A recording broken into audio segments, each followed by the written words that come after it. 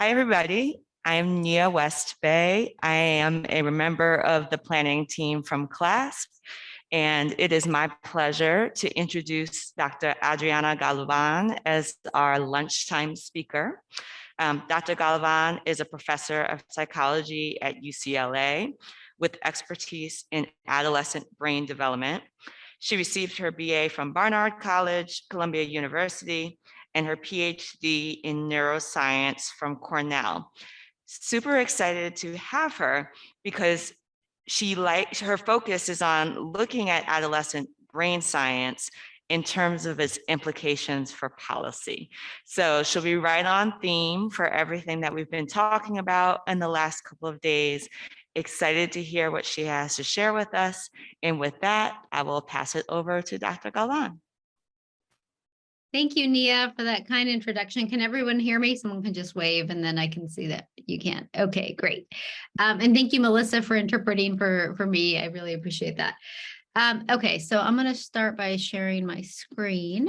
Thank you for the invitation to speak at this conference. I've been able to sit in on most of the talks, and it's been really wonderful to see how the practitioners have described some of the key themes that we also know from the adolescent brain science. As Nia mentioned, I've spent my career studying how the adolescent brain supports the transition into adulthood and how some of the basic principles that are very normative for brain development support the key issues that we've been discussing throughout the course of this conference. Some of the key themes I've heard are the following. One is the importance of integrating systems. And that means that when systems operate in silos, it is more challenging for the young person to seek and find the supports that they need. And this aligns with the importance of supporting the whole person. Obviously, adolescents are people who come to any circumstance or any situation with the history that they have been experiencing and the current environment in which they live and thrive. And so integrating systems is really important.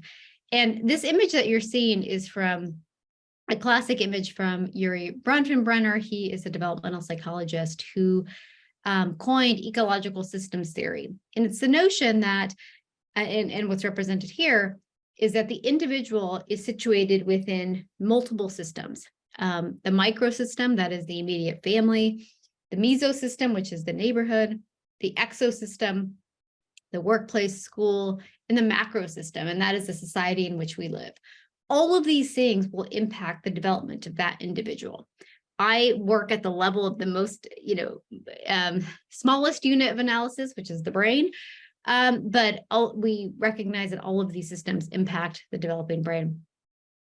Something I heard yesterday was about the importance of understanding developmental needs. And so the work that we do is very much through that lens of thinking about what does the adolescent need and how does the brain support those needs? The brain is very economical. So it's not the case that it just has random activation or changes that occur. All of those changes are very important for the support of that person at that age.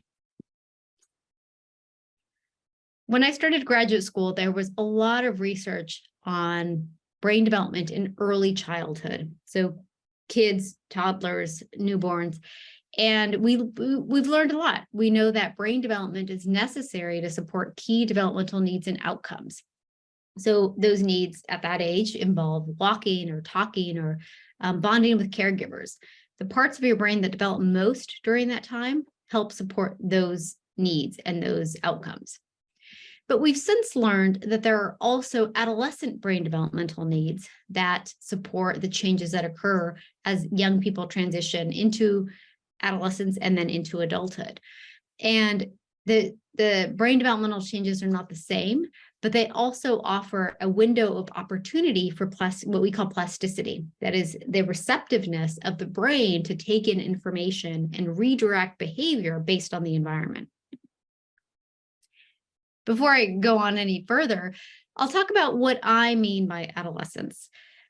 Surprisingly, or maybe not surprisingly, the field doesn't have an agreed upon definition of what we mean by adolescence from a neurobiological perspective. Roughly, it means the ages between 10 roughly when puberty strikes, through the mid-20s. What we do know is that this is a time of rapid growth as we discover and learn from, and importantly, adapt to the world around us. And this image is meant to represent the distinct phases of adolescence. Clearly, an 11-year-old is distinct from a 19-year-old, and yet both of those encompass changes that are receptive to the environment and to the many systems in which the person is undergoing. Some of the unique developmental needs of adolescents include safe and satisfying ways of exploring the world. The brain is designed to help adolescents explore the world and seek out new opportunities for social interactions or novel experiences. And I won't go through all of these, but one I want to highlight that has been mentioned in this conference before is the importance of providing adolescents positive ways to earn respect and social status among peers and adults.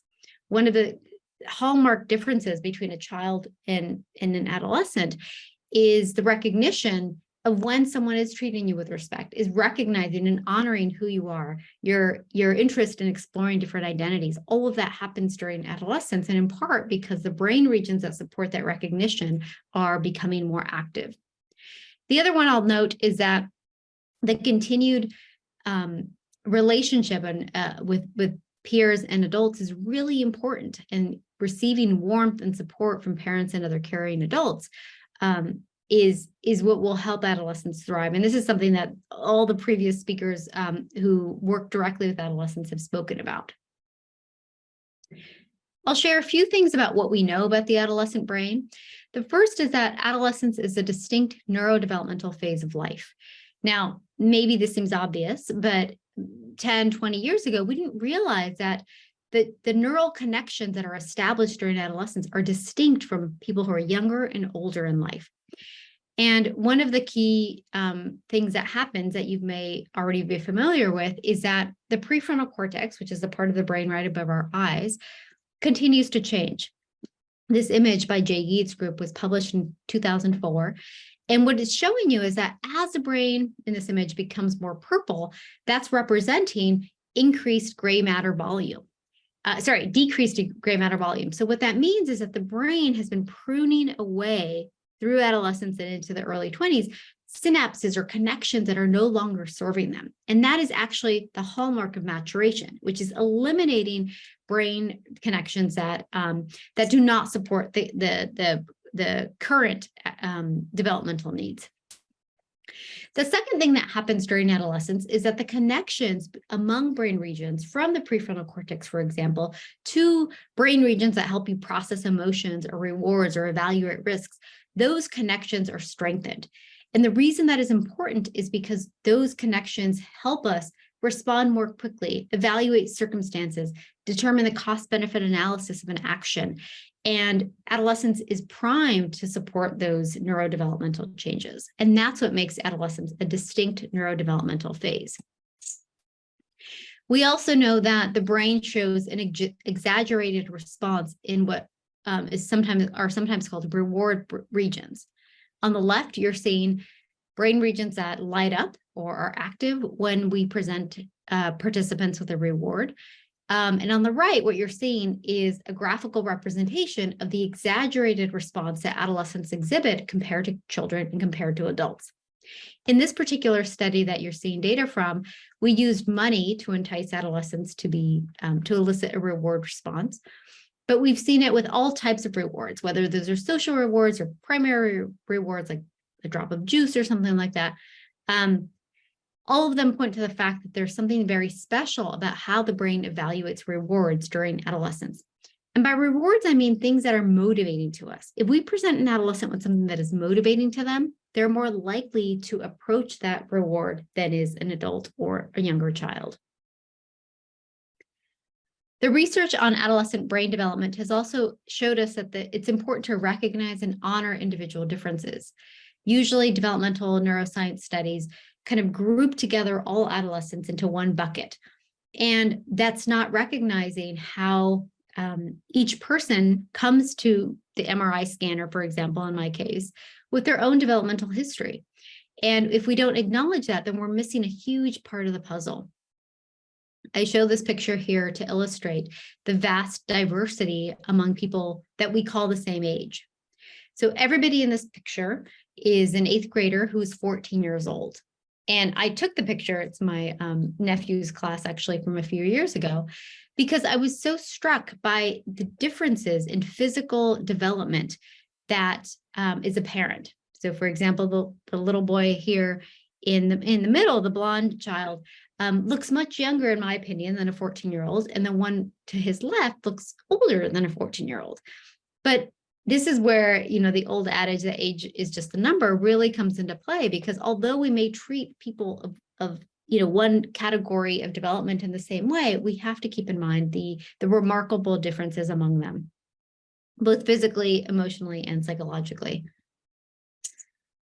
This image is meant to represent, I don't expect you to see the details, but what you're looking at are the brain regions that change the most during the adolescent years. They include the nucleus accumbens, which is the reward region. They include the amygdala, which is the emotion region. They include the hippocampus, which is a memory and learning region.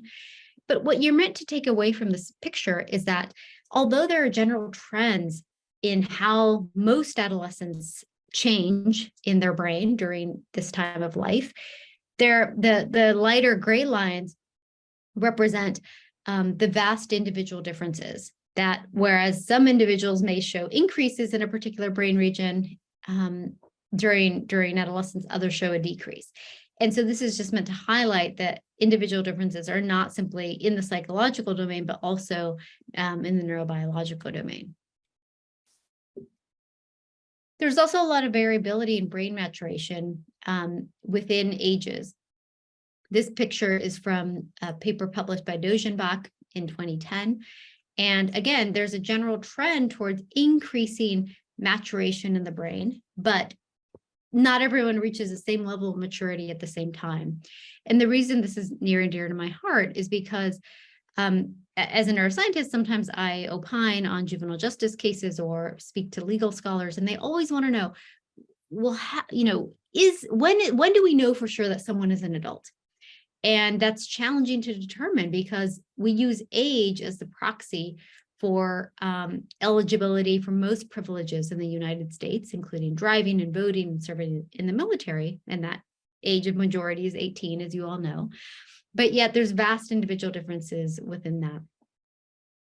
Now, coming back to this picture of Bronfenbrenner and his ecological systems theory, I highlight it again to illustrate the importance of establishing environment and culture into studies of neuroscience.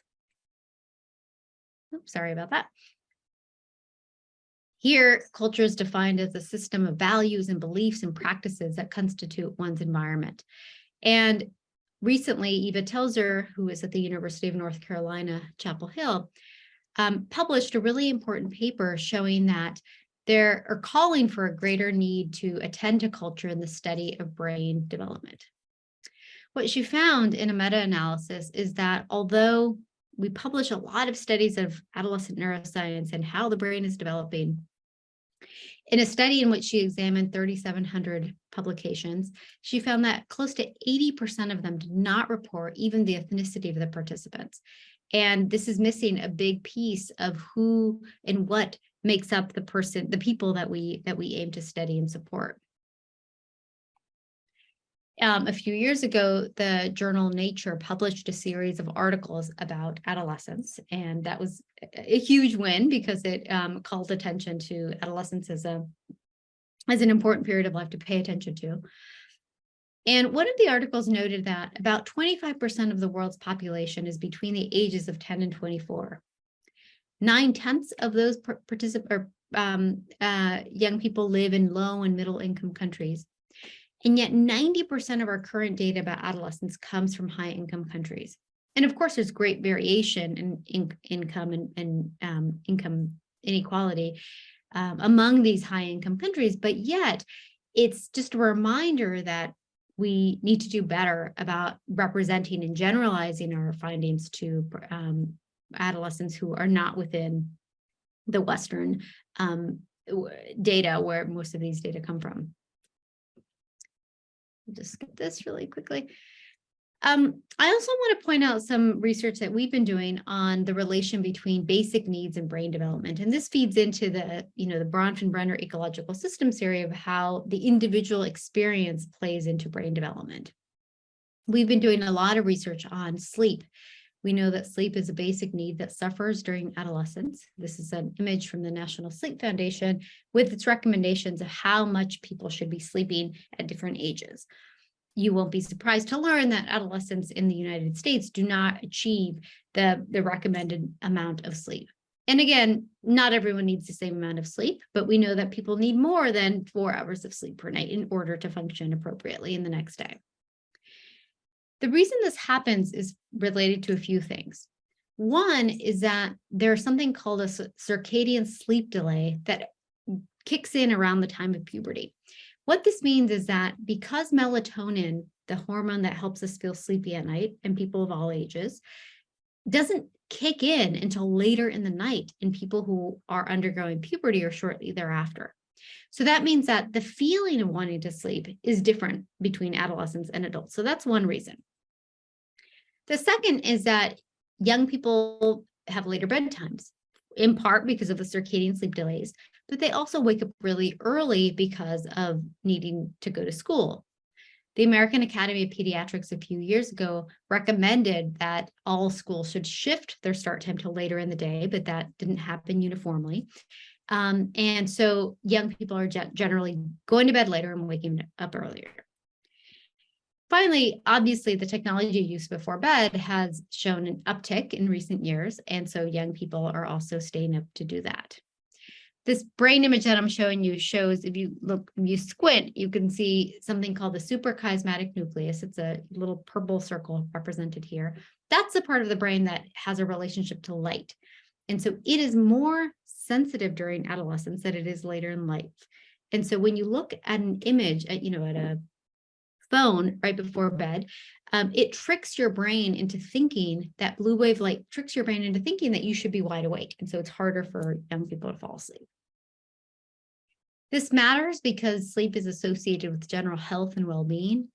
It has important implications for emotional reactivity and regulation. And so if you're challenged in having emotional regulation in the classroom the next day, it's going to be exacerbated by poor sleep. It's linked to reckless driving, which is still the #1 cause of death and harm in young people. And it has implications for policy. I already mentioned school start times, but there's also some policy implications for young people who don't have a, quote, traditional sleep environment, such as those in juvenile detention. The reason it matters is that the brain regions most impacted by poor sleep are also those undergoing the most brain development during adolescence. Those reward centers I talked about, the prefrontal cortex I'm talking about. This image is actually from a study summarizing research in adults, and it applies to adults as well. It's just that it's more exaggerated in adolescents whose brain regions are still undergoing development. So they're more vulnerable to the impacts of sleep deprivation than adults.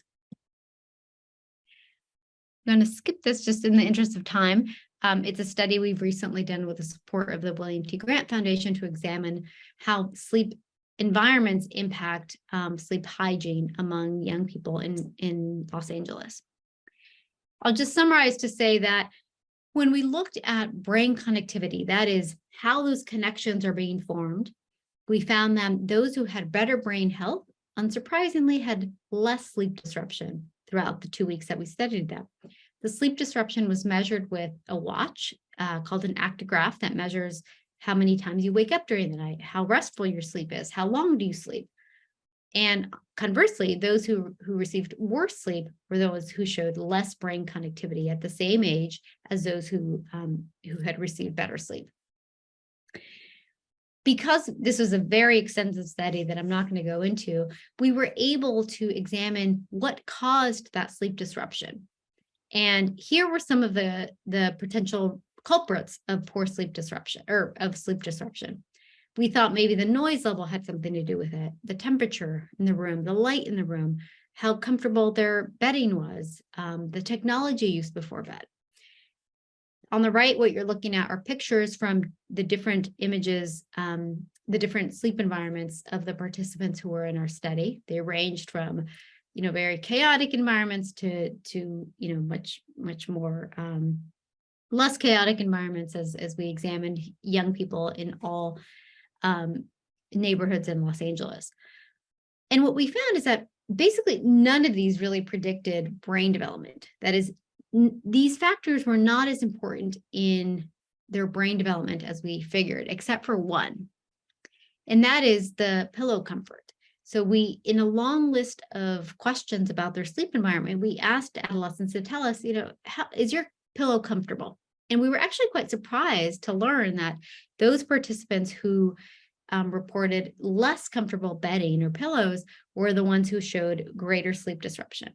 Now, on reflection, we realized that makes a lot of sense, right? If you're not comfortable physically, you're obviously not going to be as rested in the morning, but that's something that we don't talk much about with our young people. We stop thinking about their sleep environment, and yet this is a basic need that can really impact their emotional regulation, their ability to pay attention, their ability to learn in the classroom in the next day, and as our data show, also their brain development. Also skip this in the interest of time, but this shows some more data relating to how sleep relates to kind of connections in the brain. And if you're interested, I've written a few recent articles about how adolescence is a unique phase for the causes and consequences of sleep changes. As I mentioned, during puberty, there's a sleep phase delay, so adolescents are not as biologically inclined to sleep at the same time as adults. Relatively simple interventions, perhaps providing pillows for all young people, may aid in improving sleep among adolescents. And the data I skipped over showed that adolescent brain needs not just longer sleep, but good quality sleep, and that is aided by the bedding as well. And quality sleep helps adolescents achieve the key developmental outcomes that we have been talking about throughout this conference. The next thing I'll talk about is how research from the adolescent brain can help us link developmental science to policy. The greatest strides have been made in implications for policy in the juvenile justice domain. So this is just one example of a Supreme Court case, an amicus brief in which several scientists have worked on or did work on. In the case of Miller versus Alabama and Jackson versus Arkansas, and this was the case that eliminated the possibility of a death penalty for young people who had been accused of a capital crime. And all of this always comes down to, as I mentioned earlier, about when should someone be treated as an adult in the court of law. And often this the justices working on these cases turn to adolescent neuroscience to think about what we know of the adolescent brain and how that may or may not inform these really challenging questions. Another implication for policy is, I briefly noted earlier, is about how it may inform young people who are in in a wide variety of circumstances. These pictures that you're looking at are from Richard Ross, who examined sleep conditions among people in the justice system or in detention. And as someone who studies sleep, the first thing I see in this picture on the right is the thin mattress, the harsh lighting, the very plain environment that doesn't provide a lot of opportunity for good quality sleep, and they also do not have a pillow. So I think about how the consistently poor sleep environment may impact that person's development, that young person's development. He's 12 years old, the person in yellow here, and also the support and the toolbox necessary for emotional and behavioral regulation.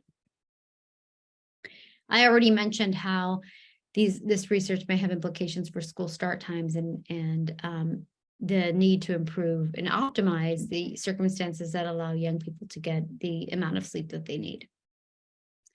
And finally, under President Obama, he held the first ever summit on sports concussions held at the White House. And maybe this is less relevant for this conference, but it again just calls attention to the need to think about how we can't simply apply principles that we do in adults to young people because they have unique developmental needs.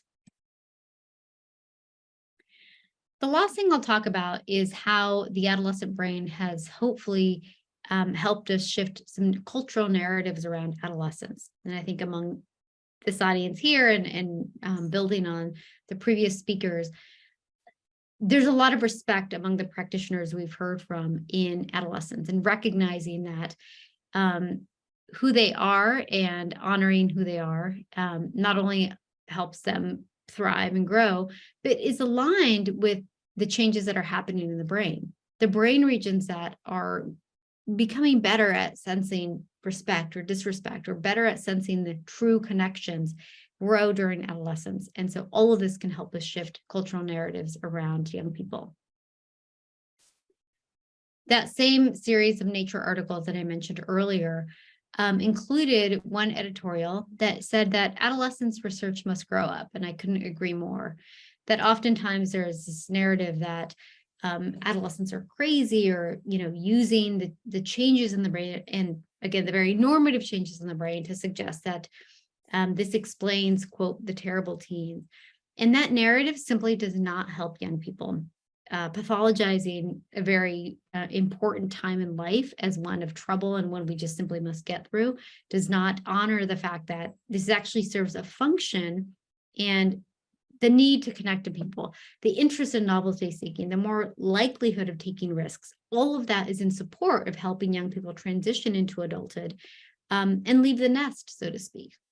It's also the case that humans are not the only species that exhibit this change around the time of puberty. If there's a lot of research that's been done in rodents or non-human primates in their juvenile period, that is their equivalent pubertal period, and individuals in those species also show a greater interest in seeking experiences outside of the nest, of greater interest in establishing social bonds and connections. That's an attribute. And so we should really not only understand it, but leverage it to support young people, especially those who may be system involved. I'll just quickly say that when we think about who an adolescent is and what their needs are, it's important to be dynamic in that examination. This image is taken from Twenge and Park in 2019, in which they published data that had been taken from 1976 through 2014. It's one that shows young people or asks them whether or not they endorse certain activities, having a driver's license, trying alcohol, dating, working for pay, all behaviors that are characteristically been associated with adolescence.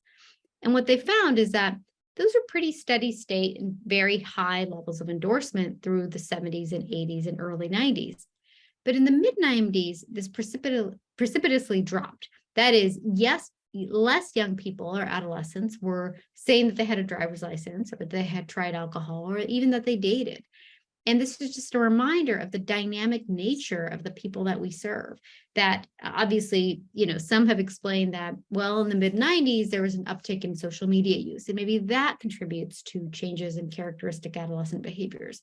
We don't know what the reasons for these changes are, but treating young people or helping young people and meeting them where they are is really important. The last thing I'll say is that brain research can help us shift stereotypes about adolescence, and a few areas have stepped up to do this. One is research showing that adolescents show an enhanced ability to learn. And the second is that brain research shows that adolescents have a desire to contribute. Yesterday, there was a speaker talking about how adolescents reported feeling really fulfilled when they contributed to their society and to their environment. And that is certainly aligned with what we know about brain regions that support pro-social behavior. In this study, I examined with some collaborators at Columbia, whether or not adolescents are better at learning than adults. And this was motivated by our research showing that the brain regions in the reward system are exaggerated in adolescents. These are the same brain regions that support learning. And I'll cut to the chase and show you that as compared to adults, adolescents in the blue lines here showed enhanced learning on a computer task that we gave them while they received a brain scan as compared to adults. Now, this was paralleled by greater engagement of traditional learning systems in the brain.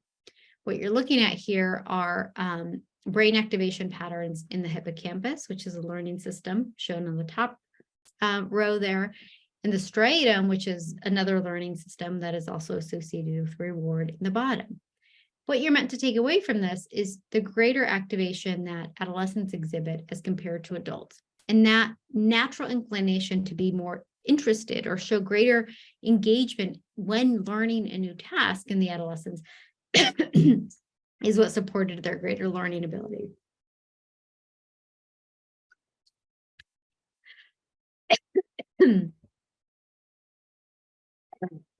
Sorry about that. The other thing that I noted before was that adolescents also show greater pro-social behavior. This is an article that I highly recommend by Andrew Fellini that illustrates all of the research on how adolescents have a need to contribute. Adolescents' development in the prefrontal cortex or in other brain regions that support perspective taking help them and contribute to their own need to contribute to society. And if we provide those opportunities for them, it provides an opportunity to have more engagement with their environment.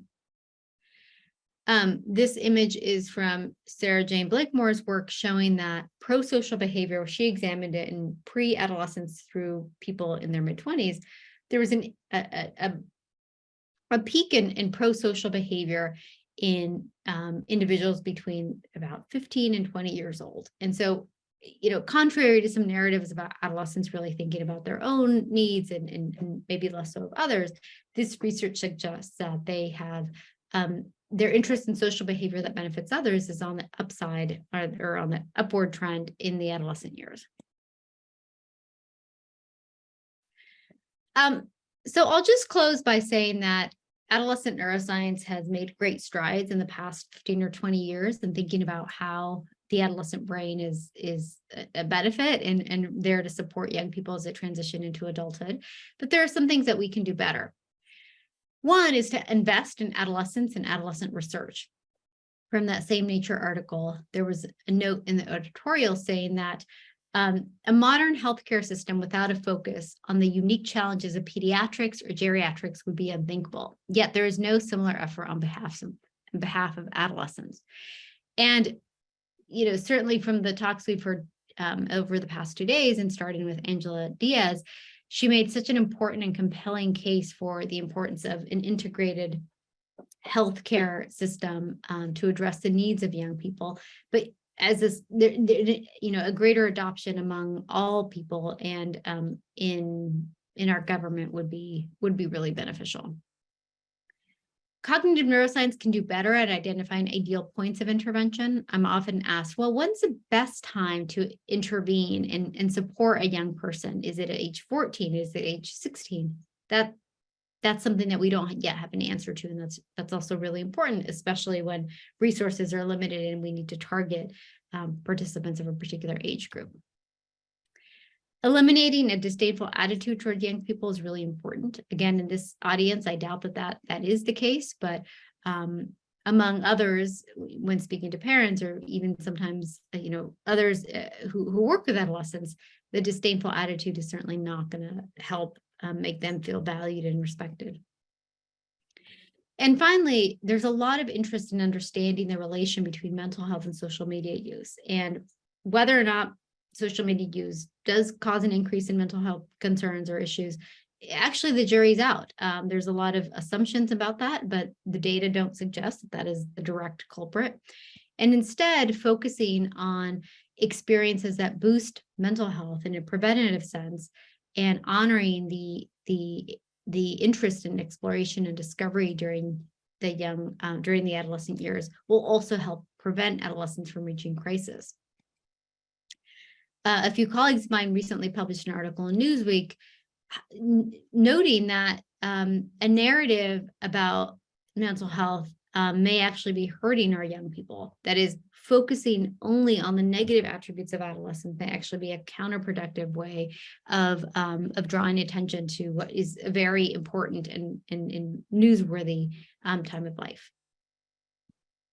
And with that, I will close and just thank those in my lab who've contributed to this work, funding sources, collaborators, and alumni. Thank you. Thank you so much, Dr. Galvan, for your presentation and for sharing with us.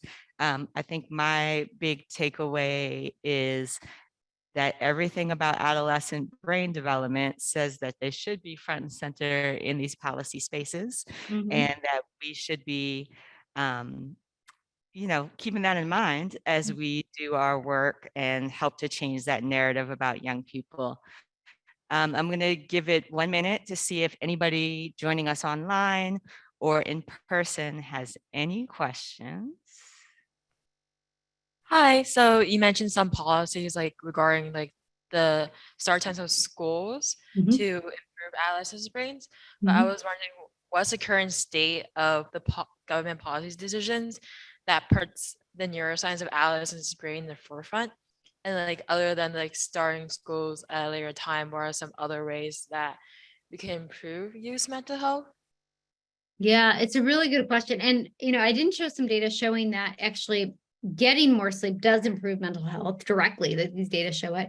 I think another way is providing greater after school opportunities. I know we've heard from some speakers about that actually is one way to enrich the environment of young people and provide an outlet for these inherent needs to discover and to explore.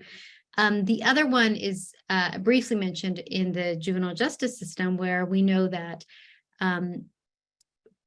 providing the same sanctions that we would for an adult is not always appropriate for young people, even if they are, quote, at the age of majority at 18, because we know that a lot of brain development continues to develop during that time. First of all, thank you so much for your presentation. I think it's so helpful to learn more about the brain and how it affects the youth that we work with. I'm the director of a family shelter here, so we work a lot obviously with adults and their children. So we see situations where guests will act in a way where we have to put them on exit, and then we see the children of the guests act in ways where people are like, we need to put them on an exit. But it's hard and complicated when they're minors, and not hold youth accountable in the same way we would hold adults. So is there like research that you know of that talks about that, just the standards that we hold youth to versus what we hold adults to? Yeah, that's such a good question. Larry Steinberg has written extensively about this, about how we can think about what is age appropriate. And I think that you raise such an important question about, if the behavior looks the same, but the actor is different, then how do we disentangle what's appropriate for them? So I would point you to his work to think about that.